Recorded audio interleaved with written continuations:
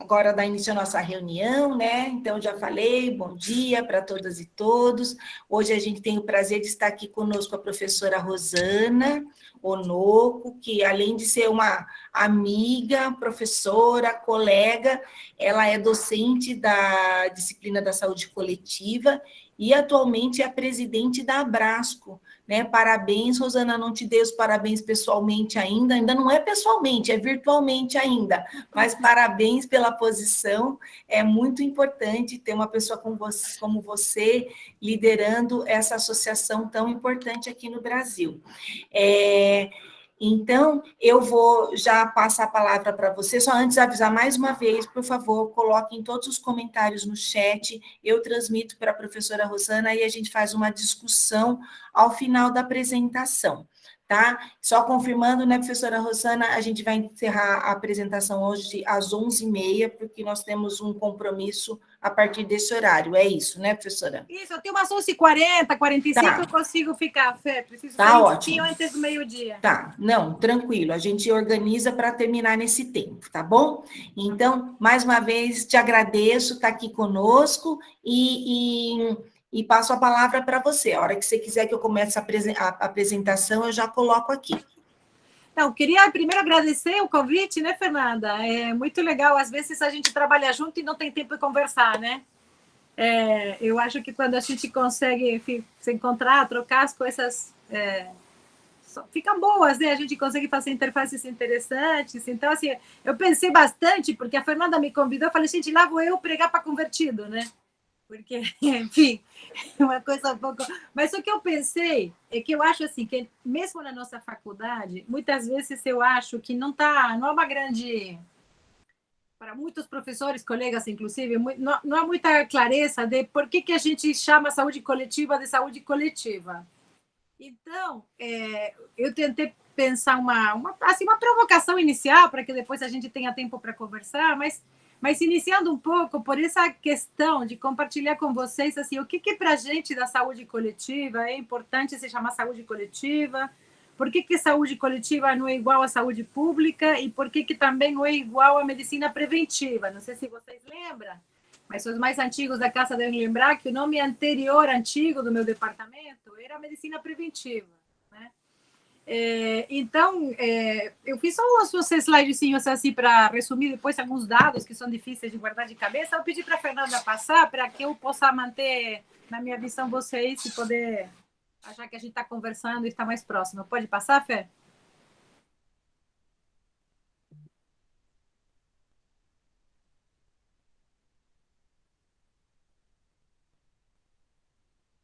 Então, assim, a minha primeira questão era essa, assim, tentar colocar um pouco um enquadre do que é nosso... O que é, para a gente, né, a saúde coletiva. Hoje, pode passar a próxima, eu acho que é importante chamar a atenção assim, que a saúde coletiva é tanto um campo de produção de conhecimento, quanto um campo de intervenção para a produção de saúde, quanto um campo de intervenção para a produção de políticas, né? E aí é importante contar um pouquinho a história, pode passar?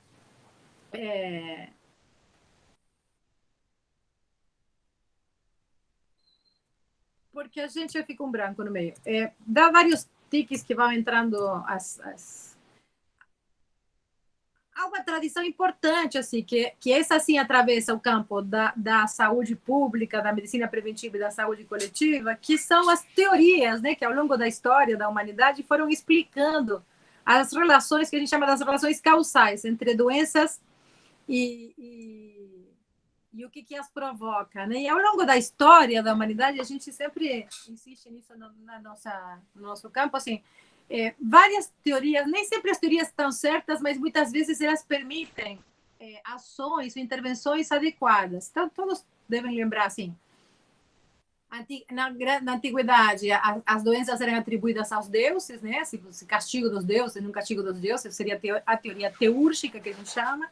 Depois a gente teve a teoria miasmática, que eu sempre gosto de falar da teoria miasmática como aquela teoria que estava equivocada, mas deu certo, né? Porque se acreditava que as doenças eram produzidas pelas sujeiras, pela poluição, enfim, isso levou, na Europa, por exemplo, a todas as grandes intervenções urbanas que controlaram inúmeras doenças, apesar de que a teoria estava errada, né? E que ela depois é totalmente, enfim, desaparece quando aparece a ideia pasteuriana das bactérias, se descobrem os agentes causais, e ali a gente tem uma teoria que a gente chama de uma unicausal. Por quê? Porque houve, naquele momento, né, da história da explicação das doenças, uma ideia de que a gente poderia descobrir, com muito estudo, com trabalho, uma causa para cada doença, né? E claro que isso levou ao controle de muitas doenças, em épocas de antivacina, é importante dizer que levou às primeiras vacinas. É importante também perceber que esses avanços não apareceram pelo campo da saúde, né? Porque todo esse movimento pasteuriano era do campo da economia, na verdade tinha a ver com as indústrias, né? Do queijo, dos laticínios e o que eles queriam produzir.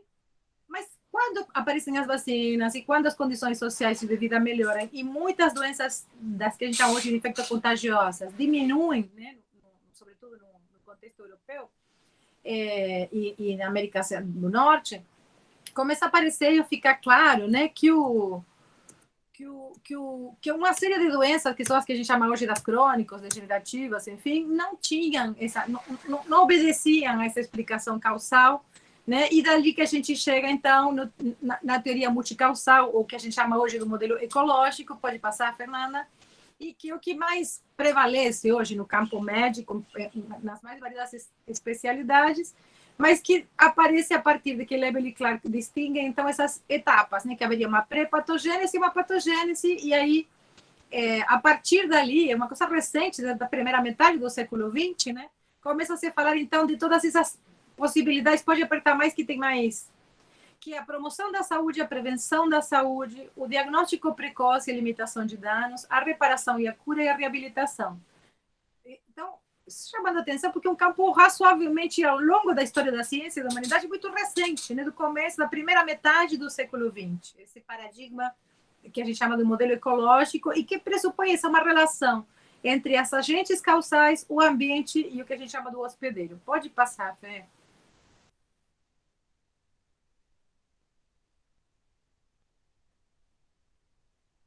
Então, eu acho que é importante a gente poder pensar que cada uma dessas teorias causais levou a formas de intervir. Como eu disse, a miasmática estava equivocada, mas levou a intervenções urbanas que deram muito certo, que produziram reduções importantes, né, da taxa de mortalidade e de morbidade, né?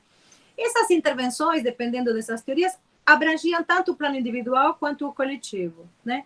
E na verdade, só no momento dessa virada pasteuriana, que eu falava da teoria unicausal, esse é o único primeiro momento em que a saúde pública se aproxima da medicina. Veja que a gente tem uma ideia de achar que desde sempre esteve junto da medicina, não é verdade, né? Porque as intervenções que eu estou falando que deram certo, mas que estavam com a teoria errada, foram mais da ordem urbana, do urbanismo, por exemplo, né?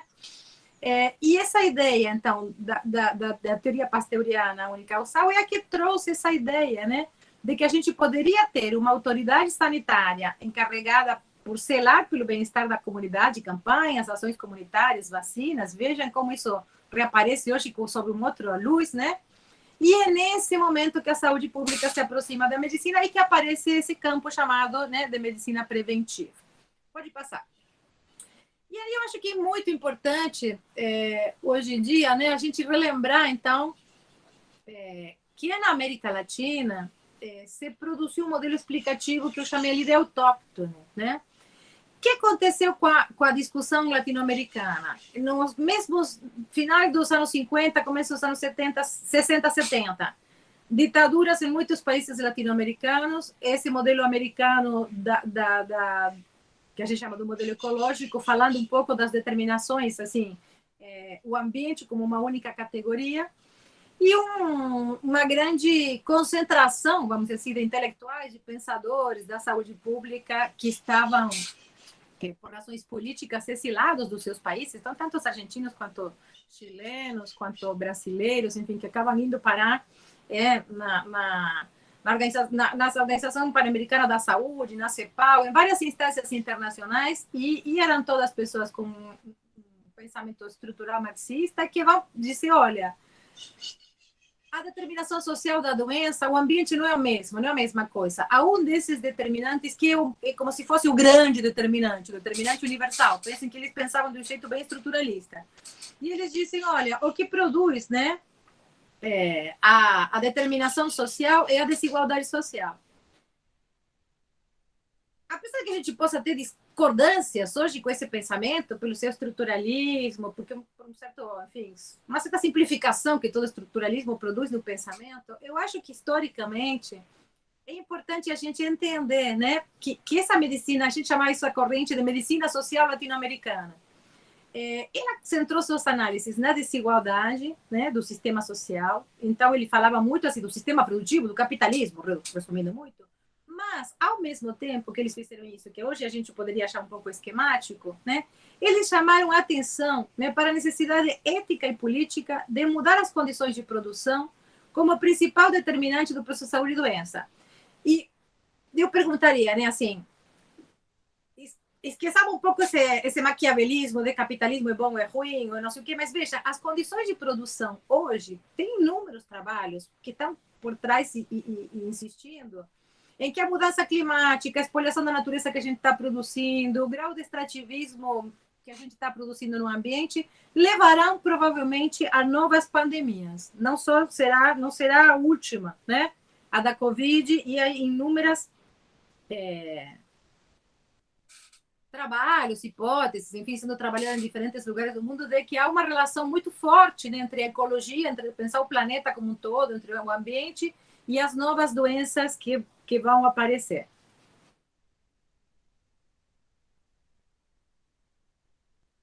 Esse pessoal, nos anos 60, já estava falando um pouco isso, né? Talvez com uma outra ênfase. E, ao mesmo tempo, quando eles fazem isso, eles abrem a porta para uma reflexão que também é muito forte, é muito latino-americana, que é a ideia de uma política de setor. Porque, então, setor, quando eu digo setor, estou falando do setor saúde, né? No sentido de que era necessário não só mudar as formas, as relações de produção, a desigualdade social, mas também mudar as inequidades de acesso, ter políticas de acesso público universal à saúde. Pode passar, Fernando.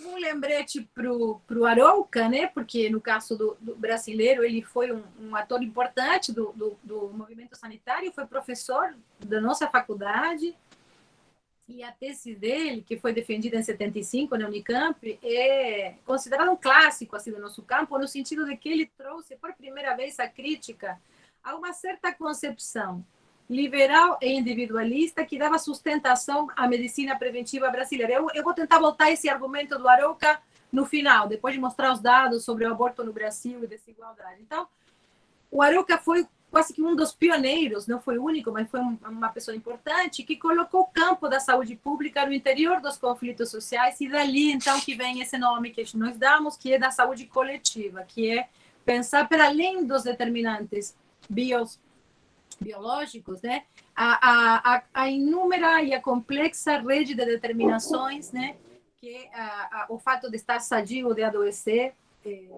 implica. Pode passar. Então, existindo aí, o que a gente chamava de medicina social latino-americana chama atenção para isso que eu dizia, as desigualdades são produtoras de doença, mas também são obstáculo para a recuperação da saúde, né?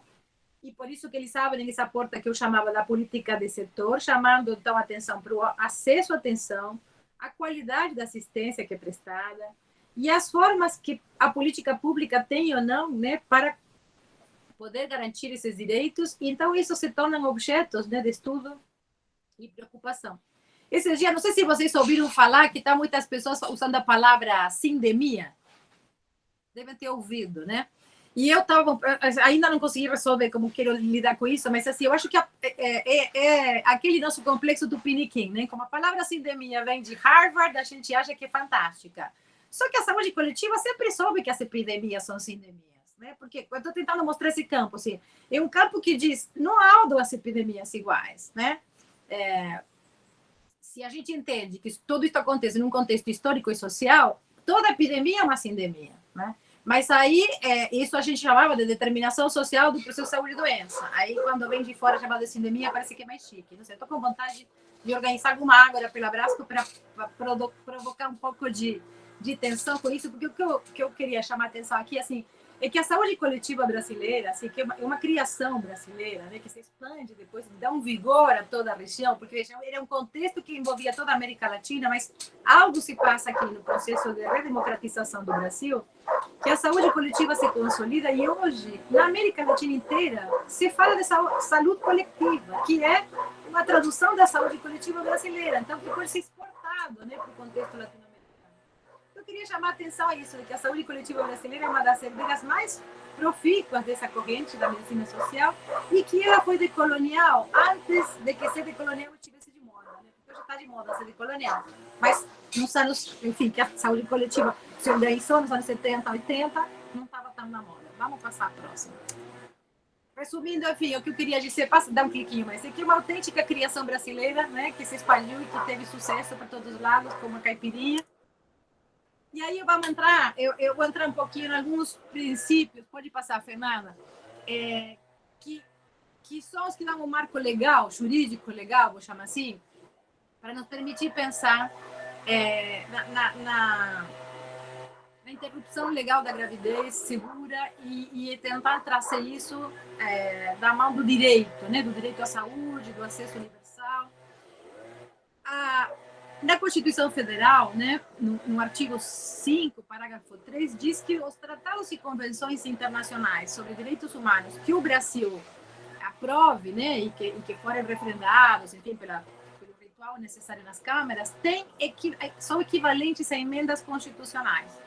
Agora que todo dia tem uma emenda constitucional diferente, né, para qualquer coisa inventa uma emenda constitucional, eu acho que é importante lembrar, então, que esses tratados todos que o Brasil foi assinando ao longo da sua história têm esse caráter, é como se estivessem na Constituição brasileira, e por isso que a gente se ampara neles para defender algumas questões. Então, a Declaração Universal dos Direitos Humanos de 88, que reconheceu a saúde como... de 48, desculpe, não ficou errado. A Convenção Internacional sobre a Eliminação de Todas as Formas de Discriminação Racial, de 65, a Convenção Internacional sobre a Eliminação de Todas as Formas de Discriminação contra a Mulher, que é de 84, e que fala um pouco sobre os direitos da saúde reprodutiva, né? Inclusive assistência e planejamento familiar.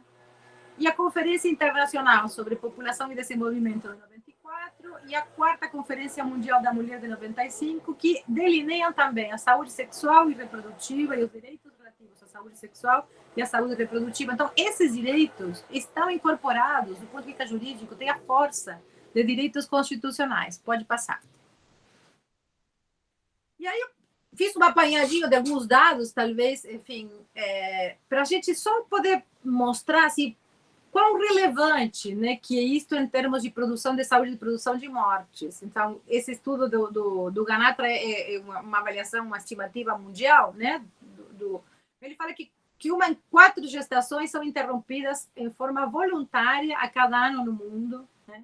E aí fazem estimativas entre o período de 2010 a 2014, pensando que teriam sido 55,7 milhões de abortos produzidos no mundo, e que desse total, 30 milhões aproximadamente seguros, 17 milhões menos seguros e poucos seguros, uns 8 milhões. E o que é importante aqui? Que desse período, então, aproximadamente, esses 25 milhões de abortos inseguros, né, 97% deles aconteceram nos países em desenvolvimento. Então, a gente começa a pensar nas iniquidades internacionais. Né? Próximo. Esses abortos no mundo são responsáveis por aproximadamente 80 mil mortes maternas anuais, né? E essas principais causas de morte são complicações como infecção, hemorragia ou intoxicação, né? Por substâncias utilizadas para induzir o aborto, né?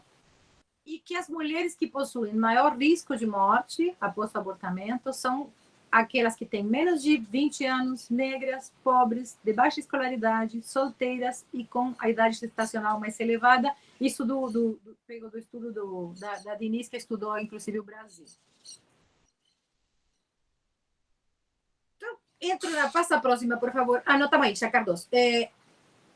Eu acho que é importante a gente se perguntar isso, porque é óbvio que as mulheres ao longo da história abortaram, né? E que muitas mulheres abortam. Mas o que é importante em termos de saúde coletiva é pensar que essas mulheres que estão expostas a mortes, né, por aborto inseguro, são mulheres de cor preta, são as indígenas, são as de baixa escolaridade, são as que têm ou mais de 40 ou menos de 14, e no Brasil se concentram nas regiões norte e nordeste e centro-oeste, e a maioria não tem união conjugal estável, né? Então, esse perfil é um perfil que pode ser usado como um perfil de marcador de risco, né? Acho que vocês devem ver o tempo inteiro ali no CAISM, né? E que esses grupos precisam principalmente de acesso e qualificação, né? A fim de reduzir esse risco, então, de complicações, né? E aí eu queria comentar com vocês, e que a gente pudesse conversar depois sobre isso, assim, o quanto pode passar, Fernanda, essas formas de selecionar e regular, né, quem pode, quem não pode, enfim, não são nunca neutras, né, em uma perspectiva de sexo, de gênero, não são também neutras em termos de classe social, de raça, de etnia, de região do mundo em que se nasce e de opção pela sexualidade. Então, assim, as mulheres não compõem um grupo homogêneo diante de todos esses mecanismos. E, pelo contrário, né, eles incidem diferentemente sobre mulheres que estão em posições sociais diferentes, específicas e desiguais, né? E aí, muitas vezes, a gente vê isso bastante também, tanto que eu já vi isso na Argentina também, assim, há uma linguagem sobre o direito à escolha individual, né? Muito reforçado, você pensa, a mulher tem direito a escolher. Por um lado, é um argumento importante, bom, que organizou largamente, né, o campo da defesa ao aborto no hemisfério norte, né, a partir do século XX, né, e que destaca, né, esse direito da mulher escolher se quer ou não ser mãe, que já era bom e importante, contrapondo isso a essa ideia de que a mulher tem que ser mãe, então a maternidade compulsória, né. Mas, por outro lado, alguns pesquisadores mais recentemente têm chamado a atenção a ideia de que essa ênfase na escolha das mulheres, e não em um certo papel social que possa garantir direitos e segurança, né, pressuporia que todo mundo tem a mesma capacidade de escolha, vamos dizer assim, né?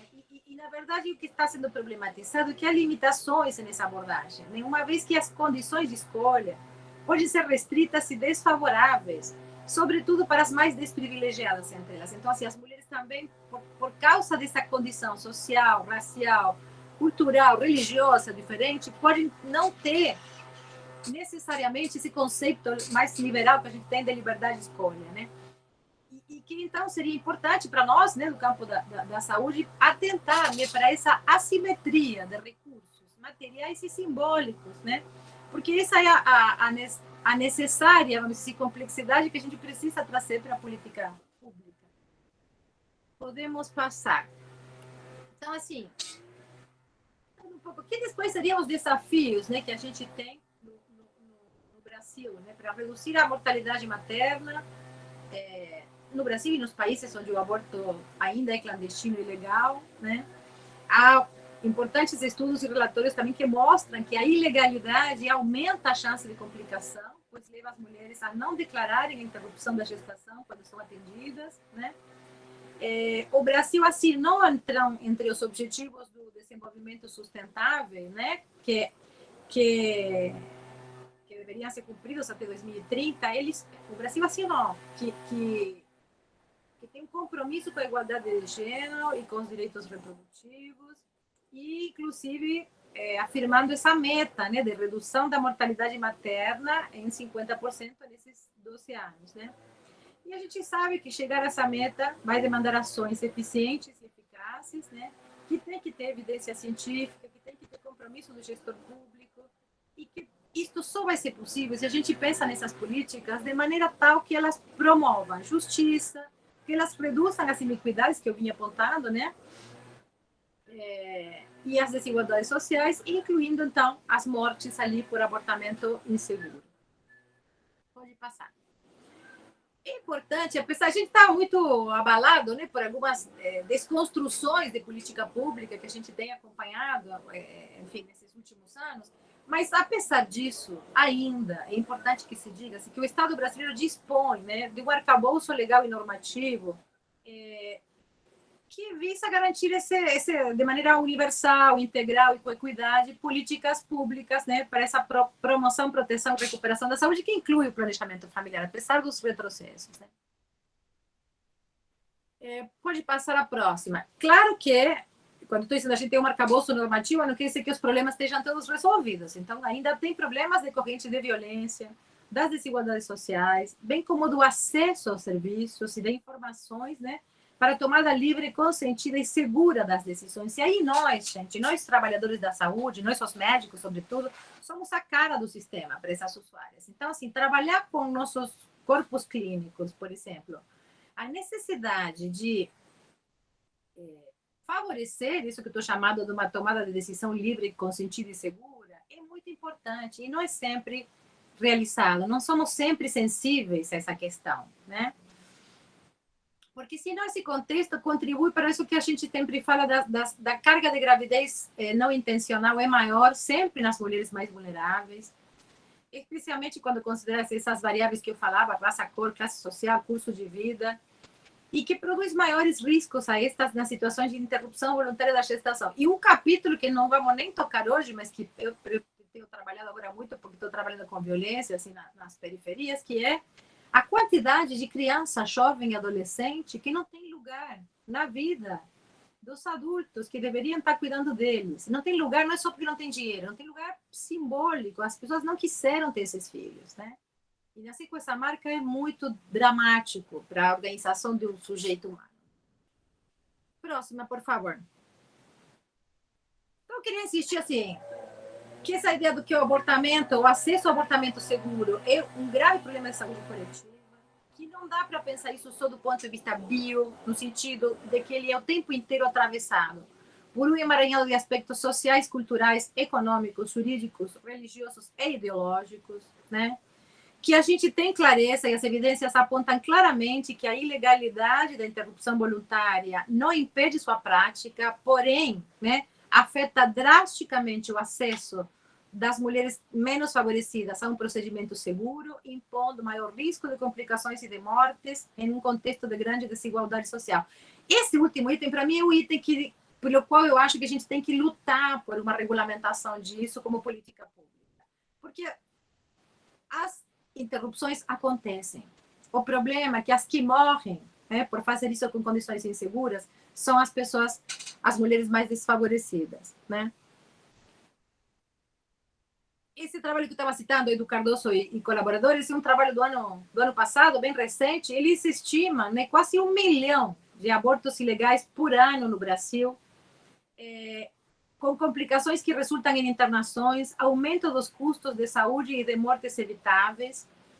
Eles fazem uma estimativa nesse trabalho que eu fiquei pasma de ver a quantidade que, assim, cerca de 250 mil mulheres por ano, sendo cerca de 15 mil complicações e 5 mil hospitalizações, né? Eles estimam que esse cenário causou a morte de 203 mulheres, né, em 2016, uma morte a cada 2 dias, gente. Né, totalizando mais de 2.000 mortes maternas nos últimos 10 anos. É muito importante, né, como problema de saúde, se a gente seguia por esses números, né? E aí, para concluir, eu queria pensar um pouco assim, e até para abrir a conversa com vocês que são especialistas da área, até me darem letra para ver como que a gente ajuda da Brasco a articular essas coisas. Eu acho que as entidades científicas temos que nos articular também para defender algumas coisas, né? Mas essa ideia de que a efetivação e promoção dos direitos sexuais e reprodutivos, né, são importantíssimos, né, para poder implementar políticas públicas que contemplem a saúde de maneira integral, né, respeito à liberdade e autonomia dos usuários, tanto para exercer sua sexualidade quanto melhor acharem, quanto a reprodução livre de discriminação, de imposição e de violência, né. Acho que estamos quase acabando. Bom, e aí eu queria falar um pouquinho o último, para onde vamos, né, assim, porque eu acho que, por um lado, assim, as lutas feministas têm colocado, nos recentes a gente vê isso muito, né? Acho que nós temos, assim, nas nossas colegas mais jovens e nas nossas alunas, muitas vezes um grau de tensionamento de algumas coisas que talvez a minha geração não fez tanto. Às vezes eu admiro as meninas, a energia que elas têm. Mas elas têm colocado muito em pauta, então, essa ideia da regulação dos corpos das mulheres, né? Segundo lógicas que não são as mulheres que escolhem, não, mas que se definem pelo privilégio masculino, né? E aí a gente pensava, vamos implantar uma política pública, mas o controle por parte do Estado também, né? Sociedades nas quais a política institucional é fortemente marcada por ser reduto de homens, também uma das formas, né? Então, tem alguns estudos feministas de tempos recentes que têm chamado muito a atenção a essa discussão, né? De que liberalismo e patriarcado não são termos antagônicos, né? Como não são liberdade individual e dominação masculina. Então, tudo isso porque, assim, eu lembro quando foi aprovada a lei lá na Argentina, troquei muito com a Fernanda umas notícias, eu estava toda contente aqueles dias, mas, assim, as mulheres argentinas, gente, durante 2 anos, ocuparam as ruas multitudinariamente. A noite que essa lei foi votada no Congresso, e tinha de todo lá, porque o Congresso lá também não é uma maravilha, assim, era uma noite muito fria, de chuva, e milhares de mulheres ficaram de pé até altíssimas horas da madrugada, né? No frio, na chuva, porque entenderam que era só sob pressão que esse Congresso lá também predominantemente masculino iria votar, né? Isso que já tinha sido votado uma vez e não tinha passado, né? Depois na Câmara no Senado, né? Então, acho que é importante entender isso, de que premissas e referências normativas, né, como essa divisão entre público e privado, liberdade de escolha, enfim, têm sentidos muito diferentes para homens e mulheres. Não é a mesma liberdade de escolha, né, a que homens e mulheres têm. Né? Então, acho que a gente tem um compromisso com a universidade pública, né? Aí eu resumi um pouquinho algumas das fontes que eu usei para os numerinhos aí que eu passei, mas eu acho que a gente precisa pensar muito qual é o caminho, né? Para a gente poder avançar nesse terreno no Brasil. No ano passado, retrasado, agora com a pandemia, eu orientei uma dissertação de mestrado lá na Argentina, no Instituto de Saúde Coletiva lá, antes dessa lei, né, que foi aprovada, no meu estado, no estado que eu nasci, em Santa Fé, houve uma lei estadual, tinha valor só para o estado, que permitia, então, o que eles chamavam da ilha, né, interrupção legal do embaraço, da gravidez, né, e que estimulou, né, a distribuição ampla, assim, restrita, né, de misoprostol, por exemplo. E essa minha aluna foi estudar como tinha sido no estado, então, aí para poder efetivar isso e dar uma característica à cidade, então nós vamos fazer isso em toda a atenção primária da província de Santa Fé. Aí começaram a aparecer as resistências dos grupos médicos, né? E aí, então, eles abriram um cadastro de objetores de consciência. E aí, olha que paradoxo que o trabalho consegue mostrar é que, assim, muito poucos se registraram, de fato, como objetores de consciência, mas se negavam a atender quando a pessoa chegava nos... Então, se declaravam de boca, vamos dizer assim, objetores de consciência, mas não fizeram o registro necessário, né? Aí o Estado provincial, a província é levada a reformular a implementação disso e escolhe criar, então, alguns centros de referência, entendendo que, olha, para fase universal não vai dar, tem muita resistência, vamos pensar em alguns centros de referência. E essa minha aluna foi estudar os trabalhadores desses centros de referência e a gente tinha feito um desenho de pesquisa que ia ser assim. Ela ia fazer grupos focais com as pessoas que trabalhavam com a interrupção, né, da gravidez e com outro grupo com os objetores de consciência. A gente não conseguiu fazer grupo focal com os objetores de consciência. Eles se negaram a conversar sobre esse assunto. Né? Ela fez a dissertação dela só a partir das falas, enfim, do discurso dos grupos focais que ela pode fazer com os trabalhadores que sim, enfim, apoiam as mulheres nessa tarefa, né? E eu acho que esse é um temão, assim, para a gente. Inclusive, um temão para a gente pensar no ensino, né? O que a gente ensina, como a gente problematiza isso, por exemplo, com nossos alunos, né? Como que a gente, enfim, que exemplos, que problematizações que a gente vai dando, né, no dia a dia. Acho que esse é um ponto interessante para a gente conversar. Não sei o que vocês acham.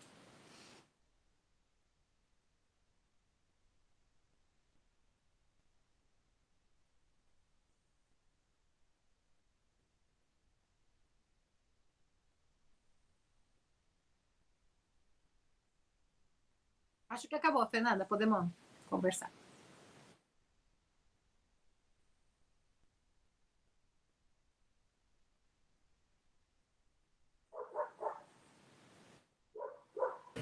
Oi, pessoal, tudo bem? Desculpa, interrompi meu compartilhamento. Na verdade, eu fiquei compartilhando e eu também não estava conseguindo ouvir vocês e estava com o som desligado aqui, Rosana, por isso que eu fiquei aqui quietinha, muda, tá? Coisas da tecnologia aqui, certo? Mas olha, queria muito te agradecer, tá? Trazer todas essas reflexões para nós, ginecologistas, que atuamos, né, talvez na ponta do problema, né? E a gente pega a ponta, porque eu acho que a hora que a gente pensa no ginecologista, na realização de uma interrupção e tudo isso, a gente está na ponta do problema, porque o problema ele é muito anterior a isso, e ele é muito maior, né, com todas essas considerações que você colocou. E eu, né, também gosto sempre de falar que a mortalidade materna talvez seja uma das principais questões de gênero, né? Porque só morre de mortalidade materna quem é mulher, quem engravida, quem talvez não quiser, né? A maioria delas não queria estar engravidando, não tem a opção de lidar com isso e acaba, né? Uma das questões é o aborto, uma das principais causas de morte, que reflete toda essa iniquidade. E as outras causas de mortalidade materna também têm elementos muito comuns com relação à iniquidade, mas o aborto, sem dúvida, talvez seja a principal delas, por causa de toda essa dificuldade. E eu gostei muito do tema objeção de consciência de boca, porque é muito fácil falar para a mulher que não vai fazer aquilo, para aquela sua paciente que tem tantas, que sofre tantas inequidades e que chega num serviço de saúde e colocar de boca essa objeção de consciência. E é muito difícil escrever isso e assumir isso, né, perante aos profissionais, perante aos colegas.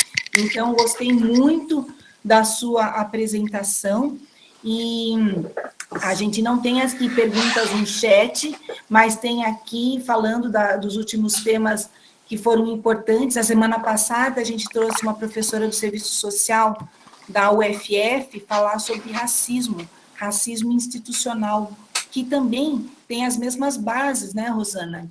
E então eu acho muito importante nós, como professores, trazermos essa visão e essa orientação para os nossos alunos. Então, eu queria muito mesmo agradecer essa sua apresentação. Você quer falar alguma coisa a mais? Fica à vontade. Eu não estou contando enquanto o pessoal se anima aí para conversar. Então, você comentou no começo, né, na coordenação da Abrasco. Agora, a Abrasco é a Associação Brasileira de Saúde Coletiva, é uma associação muito histórica, né, porque foi muito envolvida na criação do Sistema Único de Saúde. É uma associação científica, mas que tem um engajamento político também bastante importante, né, em relação ao sistema de saúde e a saúde coletiva. E a gente está começando a pensar na nossa associação, ver se a gente consegue, para o ano próximo, trabalhar com algo que a associação nunca trabalhou, que é o marketing social, que é tentar começar a fazer campanhas para a gente conversar diretamente com a população. Porque, como toda associação científica, né, a Abrasco conversa muito com sua bolha, né, a bolha da saúde, a bolha, enfim, nós temos uma interlocução com outros movimentos e outras associações da ciência, da saúde, SBPC, ABC, enfim. Mas eu acho que alguns temas, né, são tão nevrálgicos que, se a gente não tomar cuidado de sermos nós a fazer essa interlocução com o público, eles não serão feitos. Vídeo que está acontecendo com as fake news, a dificuldade. Então, assim, a gente fala muitas vezes de comunicação científica, né? Essa semana a gente estava discutindo isso lá na associação, que, assim, uma coisa é eu pensar, através do jornalismo científico, uma certa divulgação científica, que é importante também, né? É uma das estratégias pelas quais a gente comunica às pessoas, à sociedade, os resultados de nossas pesquisas.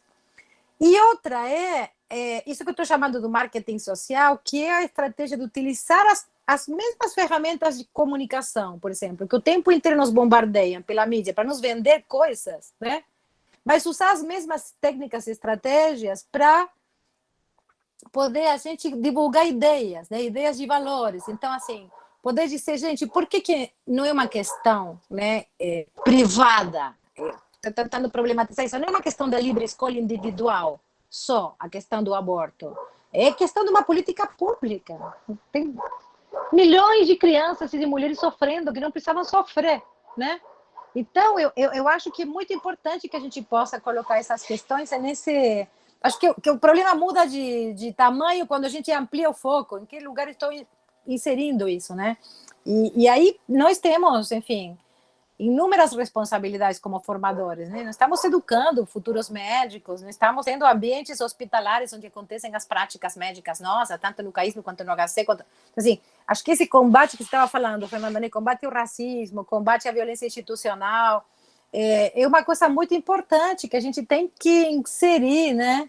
Na nossa lógica de ensino, né? E que aí não sei se vem, estou vendo a Eliana aí num pedacinho da telinha, eu não sei se vem só pela via do profissionalismo, por exemplo, a lá América do Norte, porque lá talvez não haja tanta, assim, a desigualdade não seja tão gritante, a violência não é tão gritante quanto a violência da sociedade brasileira, né? Então talvez a gente precise, assim como nos anos 70, 80 pudemos inventar saúde coletiva para responder algo que era diferente, talvez a gente tenha que inventar algo diferente para responder mais contundentemente, vou chamar assim, a essas dificuldades que este momento da sociedade brasileira nos coloca, né? Muita violência, de muita desigualdade. Não sei, ideias para conversar. Muito legal isso. E isso que você trouxe, Rosana, da trajetória da saúde coletiva, né, da onde ela vem e como ela se transformou com esse nome da saúde coletiva, é muito importante, porque eu fui aluna da preventiva, certo? E aí a gente vê toda essa trajetória e uma construção de uma nova disciplina, com um novo olhar, muito mais integrada e muito mais voltada para as ações, outras ações médicas, que precisam estar juntas, né, para a gente conseguir alguma coisa. E nessa questão de aborto, eu falo que eu sou uma obstetra meio desacreditada, né, porque toda aula de obstetrícia que eu dou, eu faço questão de falar que a gente está falando de uma questão onde metade das gestações aqui no Brasil não são planejadas. E a importância dessa equidade no serviço de saúde sexual e reprodutiva para que a gente consiga começar a trabalhar isso, porque a hora que eu vejo aqui no CAISM, né, que eu estou atendendo meu pré-natal, eu sei que metade das minhas gestações não são planejadas, e eu atendo mulheres com gestação de risco, com gestações não desejadas, e é lógico que tem o complementar também, mas eu tenho que pensar no direito dessas mulheres que não queriam estar ali, que não queriam estar grávidas e não tiveram acesso à contracepção, e muitas delas nem a possibilidade de um aborto inseguro e que seguem suas trajetórias de vida com muitas comorbidades e gestações e filhos que não queriam ser gerados, né? Então, essa parte do aborto, acho que ele é diretamente ligado à questão do planejamento familiar e do planejamento reprodutivo, né? Eu não gosto de nome planejamento familiar, porque não é preciso ter uma família, é um planejamento reprodutivo. Então, essas questões muito importantes. E isso, acho que você já respondeu a questão que a professora Eliana colocou aqui, porque a trajetória no Brasil ela é diferente, né? A trajetória na América Latina é diferente. A Eliana colocou um ponto ali que eu não tinha visto no chat, que eu acho que é importante, que é fazer a vinculação disso no contexto, por exemplo, da formação do que a gente está chamando do médico generalista, da saúde da família, né? E do que a gente vê hoje o que a gente vê hoje nos bairros, o que a gente, sei lá, o que a gente vê nas UBSs, né? Então, assim, eu acho que nós temos por exemplo, a gente teve épocas aqui em Campinas, a Eliana deve lembrar bem, que tinha DIU pra caramba na UBS e ninguém colocava. Mas, na verdade, a resistência não era das mulheres, não é porque a igreja evangélica proibiu colocar o DIU, é porque os médicos não queriam colocar, né? Então, assim, teve grandes momentos, assim, da saúde pública campineira de fazer campanha com os médicos para estimulá-los a colocar, explicar, piririm, parará. Eu acho que os generalistas têm uma contribuição a dar nisso, né? Mas não sabia, mas na época aqui tinha ginecologista nas UBS. Eu acho que esse era assim, porque o generalista não sabia, ok. Mas o modelo campineiro antigo, não sei se vocês lembram, tinha pediatra, GO e clínico na UBS. Então, o ginecologista vai ser que não sabe colocar um DIU, né? Porque levava tempo, porque não sei o quê, porque, enfim.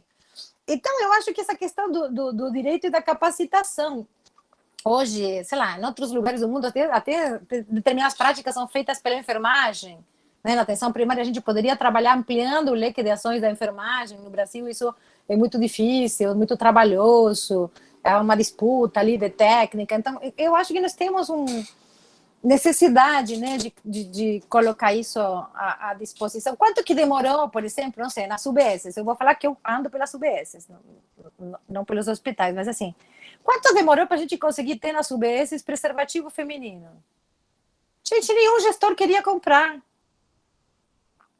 Apesar das campanhas, né, das ações de prevenção do HIV, nenhum, porque era mais caro, porque não sabia indicar como usar, porque não sei o que. Então, assim, foi um trabalho, né? Assim, acho que a gente vai evoluindo, mas eu acho que essa parte, não sei, eu estou pensando muito nessas coisas agora, nada da gente retomar reforma, né, Eliana? É assim, pensando na necessidade que a gente tem de ser proativo com relação ao combate de algum desses estigmas, sabe?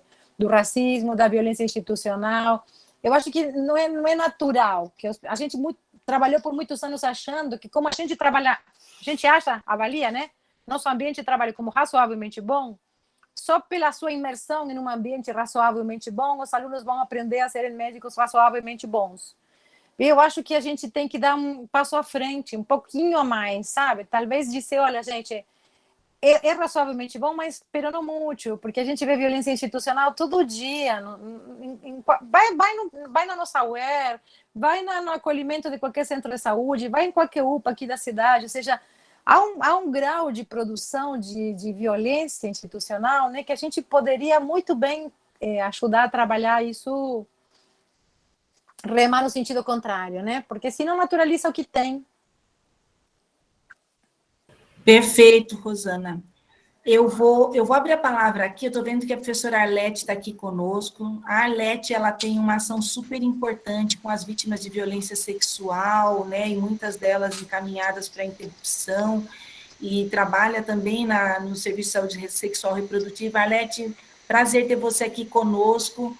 A Arlete já veio aqui falar também das interrupções legais, da questão mais assim da parte médica, de como a gente atende isso, e ela tem dados lindos, né, dentro da gravidade do problema do ambulatório dela. Então, Arlete, por favor, faz algum comentário aqui, conversa conosco.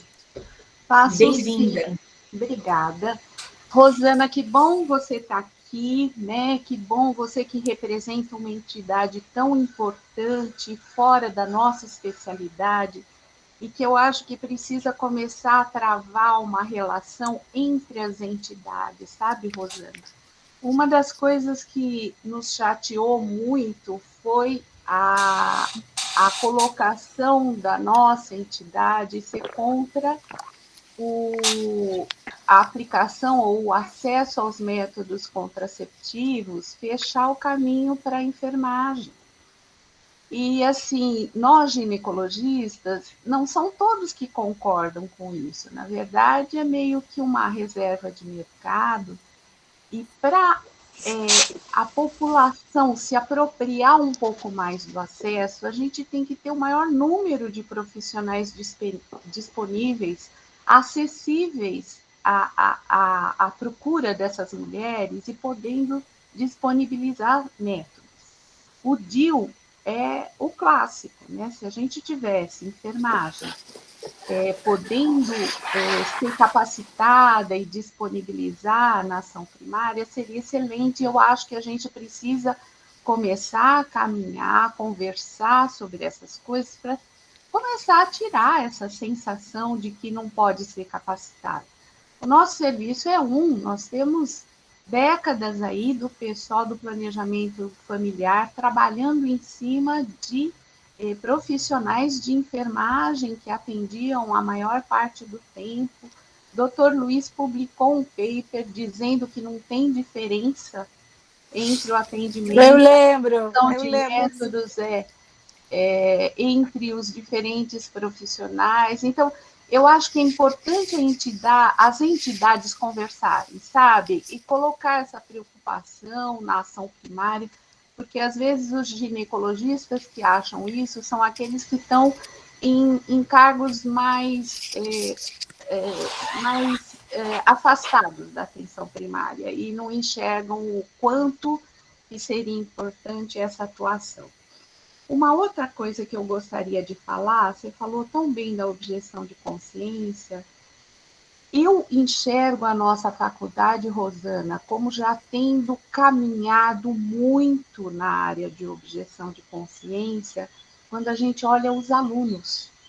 A formação dos nossos alunos começa com a disciplina de ética, já falando de aborto, já falando de direitos, né, de minorias, caminha depois na medicina legal, esse assunto volta, retorna, e aí a gente recebe nossos alunos no 5º ano e no 6º ano eles passam no ambulatório de violência, e a gente enxerga neles uma visão muito mais aberta do que a nossa foi, do que os nossos colegas já formados há muito tempo, muitas vezes têm muito mais dificuldade em lidar com o tema complexo do aborto em relação a esses novos profissionais que estão vindo.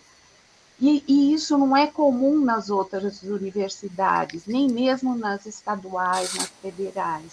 Então, eu acho que a Unicamp nisso caminhou muito e tem caminhado muito bem. A gente está há alguns anos-luz da formação em termos dessa área de direitos humanos em relação a algumas outras faculdades. Então, assim, isso me dá uma satisfação muito boa de ver, né?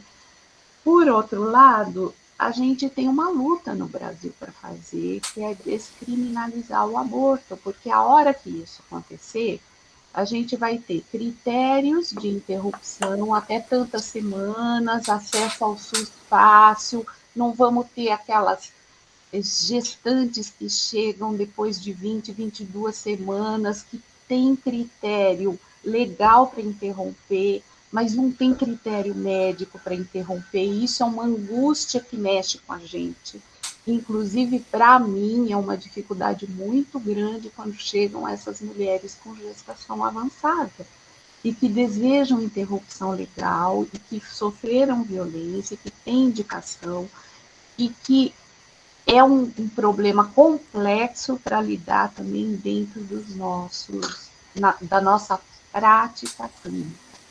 Então, a gente olha que a gente hoje está numa situação muito complicada, a Eliana mesma aqui falou, com relação à história de a gente está vivendo um momento de conservadorismo muito grande, mas está nas nossas mãos também, ano que vem, a gente rever, né? Nas eleições, o que vamos fazer. E um dos temas que a gente tem que estar na cabeça são os temas de direitos humanos, os direitos das mulheres, o que a gente vai eleger com relação a isso, né? Eu acho que é trabalho que a gente tem que fazer, enquanto a gente está pensando e está conseguindo falar a respeito, a gente tem que divulgar tudo isso e tentar avançar dentro da legalidade, né, Rosana? Porque o médico só consegue agir na sua prática dentro das leis do país. Então, o que a gente pode é lutar, clarear ideias, tentar falar muito e tentar percorrer esse caminho aí, ampliando cada vez mais a situação de direitos humanos no Brasil. E, por fim, agradeço demais você. É bom a gente arejar, a gente ter com quem conversar, né? Esses temas do dia a dia nosso. Obrigada, Rosana. Obrigada, Arlete. E aí te agradecer também. Essa semana estava fazendo reunião com a área de medicina legal do nosso departamento e o pessoal, enfim, elogiou muito o teu trabalho, está muito grato também à colaboração que a gente tem tido. Então, acho que são essas parcerias, né, que fazem também nossa faculdade avançar, ir para frente. Acho que é muito importante. Eu concordo com a tua leitura. O que eu me referia do ambiente é que, assim, a gente faz toda essa formação do ponto de vista um pouco, vamos chamar assim, mais teórico, reflexivo dos meninos, mas muitas vezes depende com quem eles pegam um plantão, entendeu? E aí toda a nossa teoria vai para o brecho, porque pegaram um plantão com alguém que não, enfim, não teve esse cuidado, porque, enfim, é de outra geração. Então, eu acho, ou pegam, sei lá, um estágio numa UBS, onde alguém é grosso com uma mulher que chega. Então, me refiro um pouco a isso, né? A gente insistir com eles nessa, reforçar, né? Essa questão do nosso ambiente de formação que tem a ver com isso de que tipo de profissionalismo a gente quer transmitir, né? Rosana, eu vou pedir uma licencinha, o professor Faundes está aqui, ó que beleza. Oi, professor, o senhor está nos ouvindo aqui? Um prazer ter o senhor aqui conosco, e vou lhe abrir a palavra, vou pedir para o senhor falar umas palavras para a gente, porque a gente fica aqui morrendo de saudades e quer ouvir umas palavras suas. Aqui, ó, tenho certeza que todas as suas fãs aqui que estão com a câmera aberta, eu, Eliana, Arlete, Rosana, é um prazer enorme ter o senhor aqui conosco. Acho que o microfone está fechado ainda, professor. Se o senhor puder dar uma palavrinha conosco. Ixi, acho que ele saiu. Saiu. Não, ele apareceu, ele está lá no Chile, acho, né? Ainda que eu saiba, ele estava lá um tempo. Mas enquanto ele não volta aqui, Eliana tinha pedido a palavra também. Se a gente vê que ele volta, Eliana, a gente retoma aqui para ele, por favor. E eu sei que o senhor está no seu horário, mas eu vou tentar abrir para ele um pouquinho, Rosana. Tranquilo. Só rapidinho, Rosana, existe acho que uma questão, direitos sexuais e reprodutivos são um tema que normalmente mobiliza as paixões mais, eu vou chamar de mais conservadoras, né?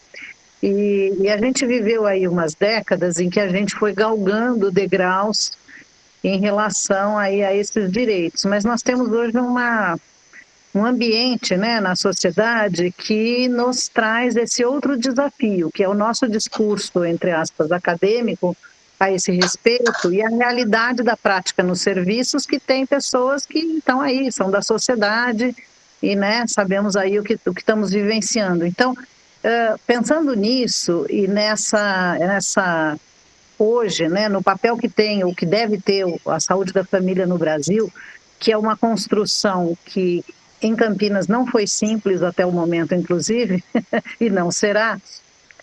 Como é que vocês que sentem mais a questão da atenção primária e, em particular, a relação com a saúde da família, como é que essa onda conservadora e tradicionalista pode, de alguma maneira, reter, se não atrasar os avanços que nós tínhamos conseguido, em particular aqui, né? Estou falando aqui de Campinas, da região, que a gente tinha um certo conceito mais ampliado, ou digamos assim, um pouco mais, eu diria, atualizado ou moderno, vamos chamar, desses direitos. E acho que nós corremos o risco do impacto da sociedade começar a ser visível para a gente. Gente, eu vou pedir para abrir a palavra primeiro para o professor Faundes. Professor, se o senhor puder falar com a gente, agradeço muito. Sei que a tecnologia é difícil aqui, eu também hoje já sofri com a tecnologia. Não estamos ouvindo, professor, está com o microfone fechado ainda.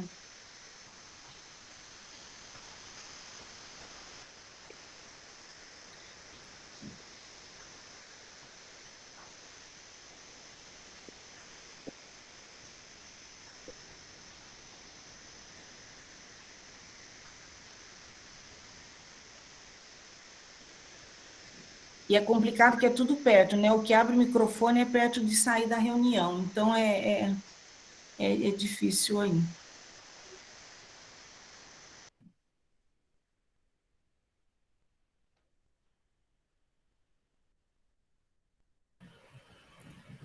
Fernando, talvez a Rosana aí respondendo enquanto isso. Professor, se o senhor conseguir abrir, o senhor abre e a palavra é sua.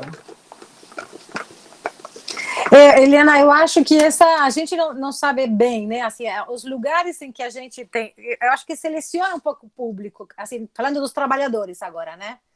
Os trabalhadores, quero dizer assim, quem vai para ser saúde da família, médico, enfermeiro, em geral é uma escolha muito consciente, são pessoas que gostam de estar lá na comunidade e tal. Mas, por exemplo, quando a gente está falando dos agentes comunitários de saúde, são pessoas que são da comunidade, aí você tem a foto da comunidade. Então, contar uma historinha bem curtinha, mas que acho que simplifica o que você está dizendo e esse perigo que a gente está vivendo. E o que eu tentava dizer na fala de que o arcabouço jurídico legal nos protege um pouco, não todo, mas um pouco. Ano passado, não, antes da pandemia, o último ano antes da pandemia, um residente meu da saúde mental, que estava numa das UBSs onde eles fazem estágio, meu CR2, pegou um caso de uma jovem trans que estava se atendendo no centro de saúde, que teve seus direitos desrespeitados por uma agente comunitária que não estava de acordo com a transição de gênero dessa moça e que simplesmente riscou todos os documentos da UBS, o nome social, e colocou de novo o nome original biológico e nas ordens de exame de laboratório também.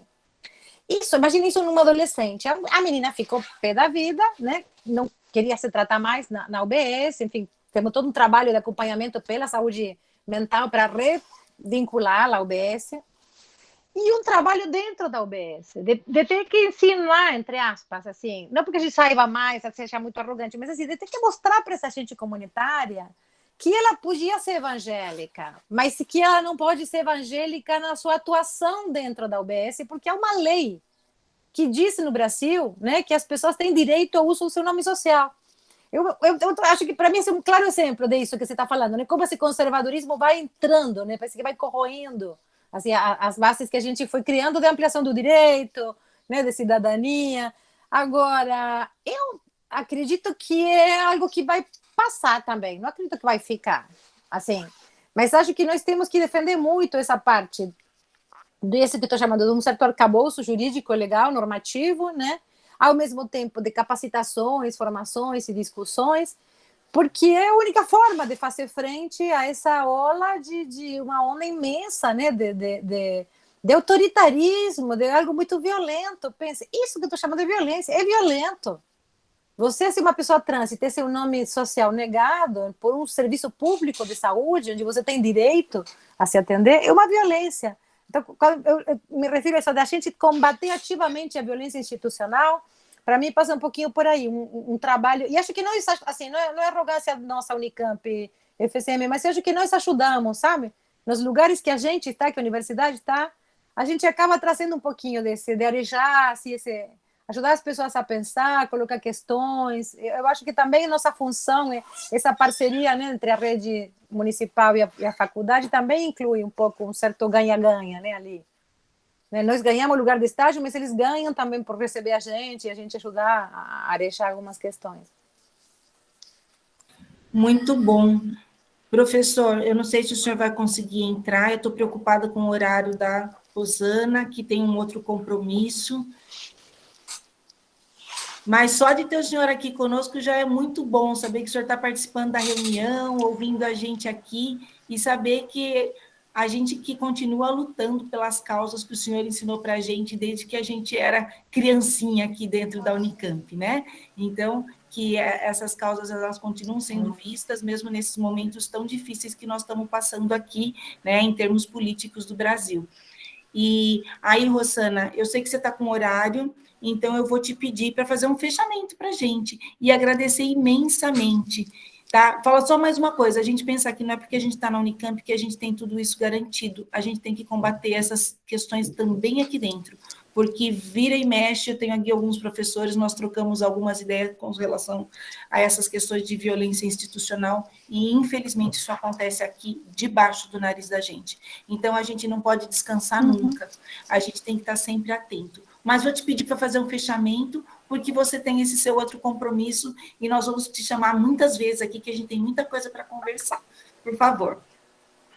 Não, eu quero agradecer muito e dizer assim que acho que a ideia da Arlete é muito boa, da gente aproximar as entidades, e nesse sentido, assim, no meu outro caráter, que é desse da Brasco, eu estou super disposta, a gente já está fazendo algumas discussões com a Sociedade Brasileira de Medicina de Família, a gente tem uma interface de discussões com as associações da enfermagem. Eu acho que a gente tem que avançar um pouco, assim, teve coisas muito importantes, né, que as entidades científicas conseguiram quando se juntaram. Acho que, por exemplo, o trabalho que a gente teve, né, nos anos 90 com relação à AIDS são exemplares, no sentido, assim, de se juntar para criar consensos, de articular várias associações científicas no desenvolvimento de determinados protocolos. E eu acho que temas como esse também vão pedir que a gente faça isso, sabe? Que a gente se junte e que a gente possa trabalhar isso. E quem sabe, né? Eu acho que a gente tem que ir criando algumas alguns fatos, sabe, assim, sei lá, por exemplo, eu trabalho na saúde mental. A lei de saúde mental, gente, ficou 20 anos no Congresso antes de ser aprovada. Mas teve um Paulo Delgado que inventou uma lei de saúde mental, né? Então, assim, talvez a gente tenha que inventar, fazer como as argentinas, sabe?